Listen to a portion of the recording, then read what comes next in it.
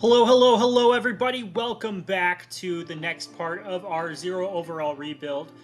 In the last one, we ended up getting the first seed again, I believe, if I remember correctly. We went 15-2. We drafted that really good running back, and so hopefully him and our QB together can form an elite duo. We're going to be going into the off season here, and there's going to be a little bit of trying to figure out what we're going on in the future, because clearly something needs to change because we're just not performing in the playoffs like we need to be. So we're going to show just a couple of the players that are up for re-signing, just so you guys can get a little bit of a look into what we might be losing in this next off season. There's been a couple players that we've signed already throughout the season, but right now there's 18 players that are set to leave in free agency. Demetrius Hodges is somebody that we really want to bring back. And so we're going to try an offer. Otherwise, we are probably going to give him a franchise tag because honestly, at this point, that might be better than offering him a 3-year contract if this doesn't work out for us. And I doubt there's going to be a strong safety that we're going to find that's going to be a better deal for us. If he makes it to free agency, we're not getting him. That's basically where we're at this point. I know he doesn't really want to join us again, but I think if we offer him this player-friendly deal for 3 years, it might be enough. And it was exactly what he was looking for. He's going to be on contract a little bit longer than we probably want him to be, but it's better than nothing. Lamar McPhee, we really need to re-sign him as well because he's basically the other half of our defensive line core. Alex Holiday is good, but he's not as good as Lamar McPhee. Lamar McPhee has really started to step up. He did gain that development trait. I am somewhat wishing that I did offer him that 5th-year offer, but I think this is probably going to be a little bit better for us in the long run. Player-friendly deal. Not offering him too much money. 4-year deal. I actually am going to kick that up to a 5-year deal because we're going to try to keep him around for a little bit longer, and hopefully that'll make him stay. So, okay, he is not signing. We're not offering him. Well, what is the tag? The tag for him would be $34 million. That's all that we have left. We are giving Jose Vasquez that 5th-year option because he did finally move up to that superstar development. Jamison Williams is 31 now, and I don't think we're going to be able to afford to keep him. Paul Thompson is one of the bajillion different defensive tackles that we have that's going to be leaving here soon. David Williams, we might offer him a 1-year contract depending on how things look. Carlos Blair, I think we realized that offensive line isn't quite as important as we thought it was. We have our right guard, and hopefully that's going to be enough. A lot of this is going to be re-signing guys in free agency. I don't think we really want to go after any more guys now at this moment. And we really can't offer Lamar McPhee a franchise tag. So we're going to go into free agency, see if there actually is, for some reason, somebody that's going to be better than McPhee for that fit on that other side of the defensive line across from our 87 overall defensive lineman. If not, I think we have some decent depth behind him. Some crazy names that are in free agency right now, but George Karlaftis, he's not quite what we're looking for. But Jordan Davis for $16.3 million, if we move him out to that position, he's not too far off of a power rusher. I know he's not actually a power rusher, but let's see how many people are going after our boy. And so he's currently got 5 offers. Let's see where a neutral contract gets us in that listing. This is really the only guy that we're looking too much into. So currently that puts us at 3rd. So I'm going to see if I can make it happen. If not, we're going to go after somebody else. So I will meet you all at the end of free agency. All right, we're here for the free agency recap. Unfortunately, we couldn't get our guy, but we did find Myles Murphy sitting in free agency. He was actually one higher in overall. He was just a little bit older, and he doesn't have a development trait. But he was about 66% as expensive as our guy that we had previously, and he also was willing to take a pay cut on top of his expected value to come here. Because originally he had a little bit higher interest than he actually does now at this point. But he's going to be starting on that position for us. He's got a little bit more speed. Maybe that'll do a little bit more in that position for us. We signed Tevin Easley to be our third wide receiver. Last year it was our wide receiver that we just let go in free agency. We signed Corey Jones to be our defensive tackle, our nose tackle for this year. I've kind of given up on developing defensive tackles unless we're finding one that looks like an absolute stud in the first round. And then we've basically just gone to the idea of only signing cheaper offensive linemen. I think that's probably the move based off of what we saw last year, where we kind of switched slowly into that process and we ended up having the best record we've had. And then Nick Herbig we signed to be kind of that backup edge rusher for our team. He's probably not going to be getting a ton of snaps other than like the other things. That way we can also get our two guys that we're having starting both be our rush ends, because now we have a little bit more of that as a priority.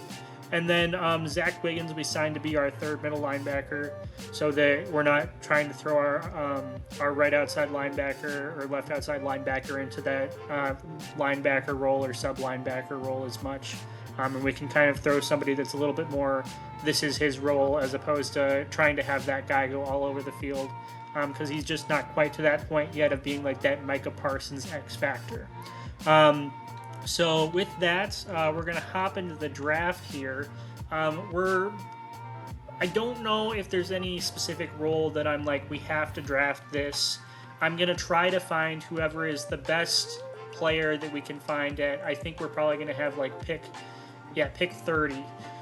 So unfortunately we have a really high pick, just because we did make it to we made it really close to the Super Bowl without making to the Super Bowl. And so we're going to sim to our pick. Somehow the Chiefs are at the first overall pick. I guess they don't really have their sim breaker Patrick Mahomes in their team anymore. So let's just kind of look into this. There's some decent corners up here at the top that are still available.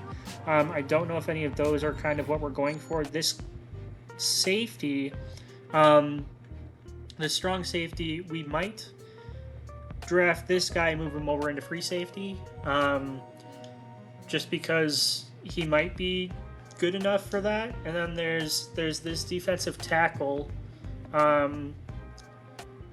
He's not like elite, but he could play into that role pretty well as that nose tackle for us. He has 36 bench press reps, which isn't the highest that we've had, but I think he probably would have hidden development at least. That's something that's pretty important for us. We haven't drafted a hidden development defensive tackle yet, which is a little strange because I usually draft those pretty easily compared to some of the other positions.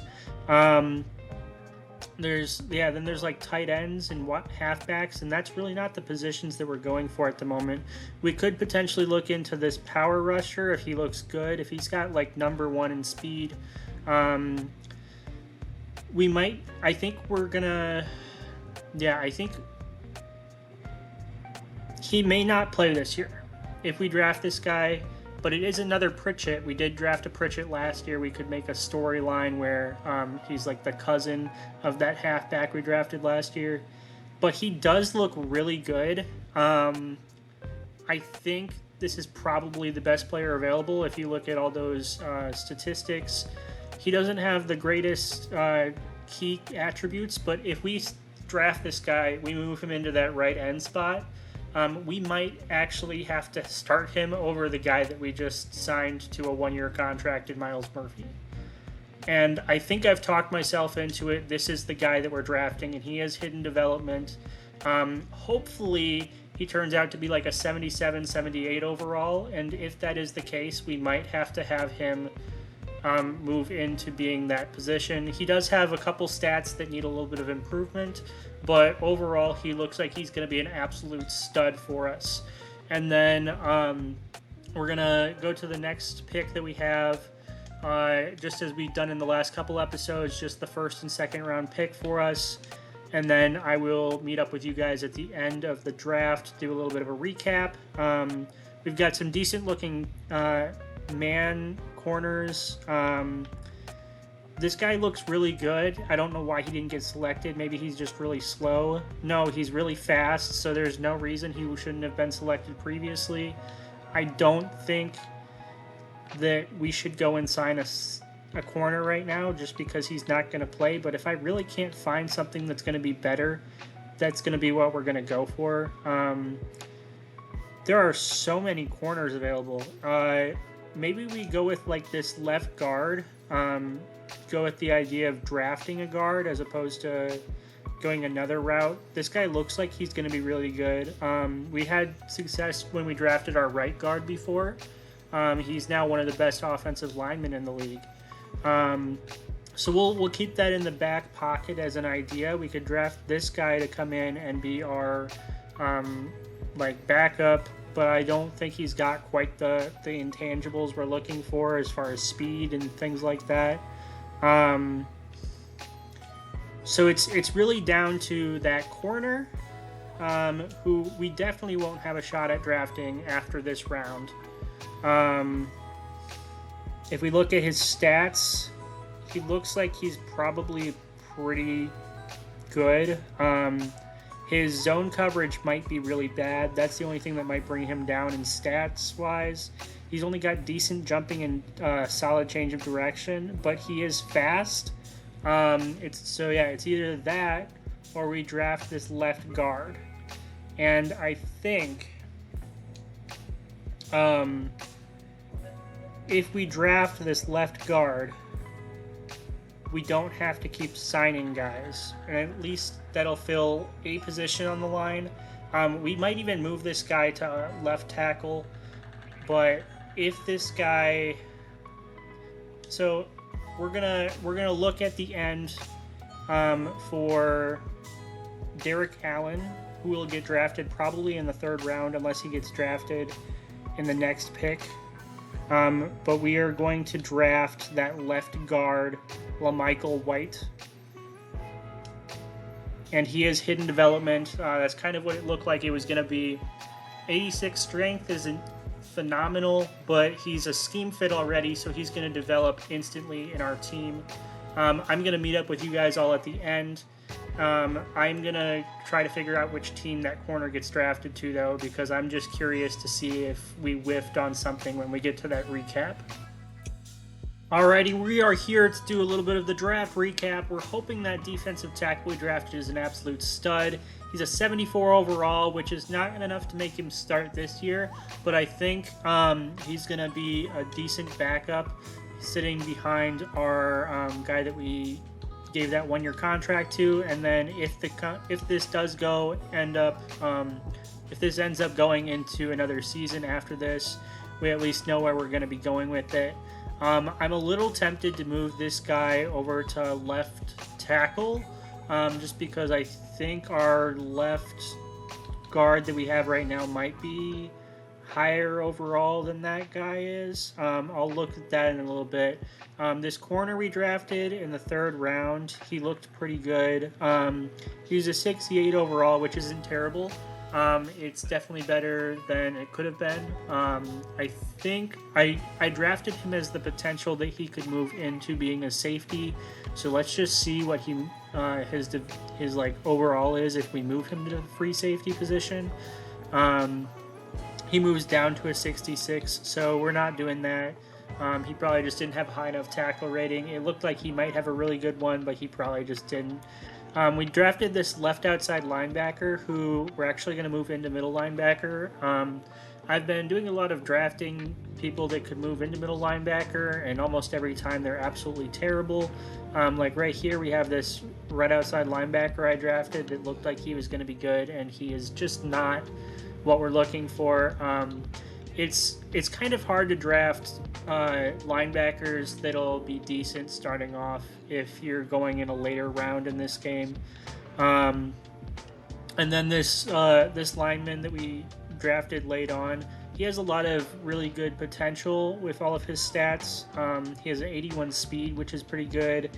He had pretty decent strength. We might move him over to right end at some point, but we're going to kind of look to see where we're sitting with our team.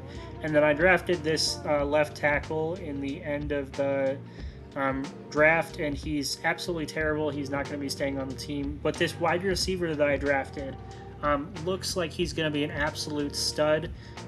He had a 4.48 40 as a physical type wide receiver, and when they're under 4.5, they almost always are going to be a stud, is what I've found.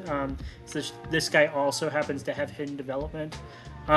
So actually, the pick after us, that cornerback was taken, and so we just kind of want to look at him. Of course, he's a 76 overall corner. We really don't need a corner. We have 4 corners that are really high overall, but thankfully he's only a star development, so we can rest easy knowing that that wasn't the X factor cornerback or something like that we missed out on, because that would have really been unfortunate for us. So I will meet up with you all at week 1 to go over the recap of the roster and the depth chart for how we have it set up for this year. Alrighty, here we are at week 1. So there's not a ton that's actually changed really from our roster or what you might have expected. The only thing, we did keep White in as our left guard, because it does look like our left guard we had in there was slightly lower overall. Either way, we have some pretty decent depth, even though it does say that our strongest weakness basically is the addition of our offensive line. It keeps trying to put Phillips above Vasquez. I don't really know why. It's probably just because he's scheme fit and they're both the same overall. Our wide receiver that we drafted, I'm going to have him slot in as the 4th wide receiver for us this year, and hopefully he'll be able to get some decent development in. I'm going to make sure that he's one of the focus players in practices for development stuff. Our defense is looking pretty good. It's not quite as stacked as we've had in a couple years in the past. Hopefully Pritchett can get some development in there as well, so that he can maybe be a stud on this team if we have to go another season. Our preseason games didn't go quite as well as I had hoped they would. So depending on how we're doing, we might actually end up trading some people at the trade deadline if we're really not doing well and we're looking like we're not going to have the playoff debut again that we've become accustomed to in the last couple parts of this series. I'm going to set our season goal as the playoffs, because I don't think this team is ready to make it to the Super Bowl. But if we do, we are going to be making sure that that's going to be the next video, as we've said the last couple times. Hopefully things go well, and I will meet you all hopefully at the end of the season at the playoffs. Otherwise, I'll be meeting you guys at week 8 to go through some possible trades that we're going to go through. Alright, so we've started off the season pretty hot. Just a little quick update. Dudley Pritchett is out for 6 weeks, which is really unfortunate for us going into this season. We do have some okay backup running backs. It's just we were really hoping he was going to get a lot of development in this season. Once again, I will meet you at the end of the season, and hopefully now it's looking like we might make the playoffs again. Alrighty, here we are at week 8. So we're in a weird situation where it's actually just that we're starting to run out of cap space to sign guys. Part of that is our quarterback is getting paid $70.3 million in cap space next season, and we really want to sign Sidney Davis. But if we don't get this signing, it's either we end up giving the franchise tag to him at the end of the season, or we somehow sign him this week. I don't know. There's not anybody that's offering really what we're looking for. I'm kind of looking for, if we have to get rid of him, we get back another wide receiver. We could potentially try to just move forward with Teron Higgins, and have him be the wide receiver one, and then hopefully our wide receiver we drafted kind of moves up in the spots. I think that'll be something we get to at the end of the season. Hopefully we don't have to deal with this situation at all, because our cap space is looking really hectic at the moment. I think we're going to offer player-friendly 4-year contract to Sidney Davis, and I think he's going to take this because the last couple deals have been close. And yeah, he took this, so thankfully we weren't in that situation. But there's a lot of guys that I'm kind of looking at, and I'm like, we might want to trade them, mainly Lindsey Phillips. We might potentially trade him because he's the only person that is really, I'm not sure if I even want to re-sign him. So I'm going to look into that, but I don't think I'm going to recap on it at all. Just wanted to let you all know kind of where we're at the moment. Alrighty, so here we are at the playoffs. We actually tied in record with the Saints, I'm pretty sure, but we did end up facing them in the season, and we ended up tying that game. So we did end up getting the first seed again. Hopefully things can turn out a little bit better than the last couple of years when we've had the first seed. We've still been incredibly successful, and a lot of our players have gotten a lot of development in here. So let's sim forward into the divisional week just to see who we're facing off against. Hopefully we don't run into the situation where it's, of course. So we actually played the Falcons just a couple weeks ago, and we did win that matchup, but it was a pretty close one. So I am a little anxious about what's going to happen here. Hopefully things turn out okay for us, because it's pretty important that it does. We did not end up trading anybody because I figured we were on track to do well again this season, and I didn't want to trade anybody away that might have an impact if we do end up actually getting to the Super Bowl. We are playing the Panthers in the NFC Conference Championship. We actually played them a couple years ago in our divisional game when we had our first time having the first seed. So hopefully we can beat them again. I think we did beat them earlier on in the year. I think we did play them. But I'm not entirely certain if that was one of our couple losses that we had. We did end up winning. We are making it to the Super Bowl for the first time. This is big. I just want to go into a couple things. Here's the Pro Bowl week. We actually didn't end up having the Offensive Player of the Week. That was Bryce Young. Bryce Young, whatever playbook they're in, must be really, really good, because they're significantly lower in overall than we are. Something that's interesting I just saw is Justin Fields is still on the Bears in this. So he's probably getting up there in age. But either way, let's just take a look at the Pro Bowl. I know none of our players are going to be on there, but I just want to get a little bit of a look into it. Jalen Hurts is down to a 95. He's getting up there in age. I'm surprised that we're not seeing any of those QBs that were There's another QB that's a 99 overall on the Giants currently, and I was a little surprised he wasn't on this list.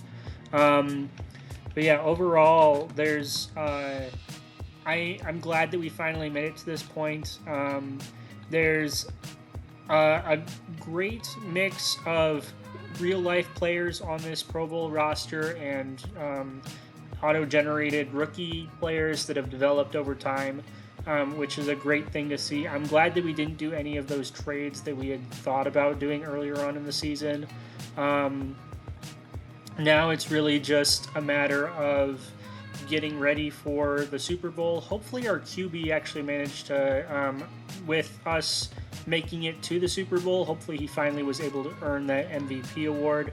Next episode is going to be us playing in the Super Bowl, so look forward to that. Greg Hankins is going to be playing up to an 85 in that Super Bowl, which is absolutely insane. The development that he's had in just these 2 years is crazy. And Randall Pritchett, you see here, has developed up to a 78 overall. So if we do end up having to go another season, you know that he is going to be our starter on that position at the right end moving forward, which is great for us. Danny Barclay might be one of the wide receivers of our core in the future. He's got a pretty good development here, even as the fourth wide receiver. He started off as a 68 overall, and he's moved up, and he's getting close to being a scheme fit now at this point. It's probably still going to be some point in next season when he might reach that point, but we are remaining hopeful that even if something happens in this Super Bowl, that we can have something happen where we do end up succeeding. And if we don't, we have some decent players to move forward with that we've drafted that we don't have to worry about trying to re-sign this offseason. The Houston Texans went 9-8, and I believe they were one of the teams that we played and lost to. Let me look at our schedule. So I think they were one of our first teams we played. We did have second in offensive yards, which is great. That must mean that our running backs also went off for quite a few yards. But when we look at our schedule, it's going to automatically bring us to the playoff schedule, but let's look at our team schedule. I believe we played the Texans at some point. I might be completely wrong. Yes, we did. We beat them 31-14. So that was a computer-generated game. Hopefully I can manage to pull off that same win that they had in the series. That game will probably be coming out maybe Wednesday. We'll kind of see what happens and when I find time for playing that full game through. But I am very much looking forward to it. Finally being able to play with our quarterback now that he's not 78 overall. But we're going to go through these yearly awards that I'm sure you all are highly anticipating. Of course, Owen Sims is runner-up for MVP. Once again, he's destined to not win that award. I don't know what we could do to get him that award, honestly, at this point. And we didn't win Coach of the Year. I'm guessing Doug Peterson and those Jaguars must have had a better record in the regular season. But Owen Sims is third in Offensive Player of the Year. Crazy that he was behind Jalen Hurts in that list. And then Sidney Davis was down at number 7. Very much deserved for that contract extension. Defensive Player of the Year, Greg Hankins, our new stud outside linebacker that we didn't think was going to turn into anything like 2-3 seasons ago. Offensive Rookie of the Year, we didn't have anybody in that conversation. I was thinking it was potential that on defensive lineman might have been in there as getting those backup reps. Owen Sims actually did not get Best QB, which is a little surprising. He actually lost out to Joe Burrow, who must have gone off in that super broken Falcons playbook that is probably still in that team at the moment, because I bet he still has a job. Sidney Davis actually only got third for Best Wide Receiver. Amon-Ra St. Brown is still on the Lions, which is crazy. Half the time when I get this point in rebuilds, he is on a completely different team. And I think he did hit free agency at some point. Best D lineman, we actually don't have anybody in there, which is a little surprising. And then best linebacker, Greg Hankins wins the award. We'll have to look at his stats because we also see Gordon was down on that list as well. So we must have had a lot of sacks produced between those two. Which you have to expect with them both having a superstar and superstar X Factor. And then Patrick Fowler down there at number 7 for best kicker. This one's going to be a little bit longer of an episode just because there's a lot of stat things that I want to go through just to show you guys how incredible this team finally is starting to play. They've had some great years, but this seems to be the best one yet.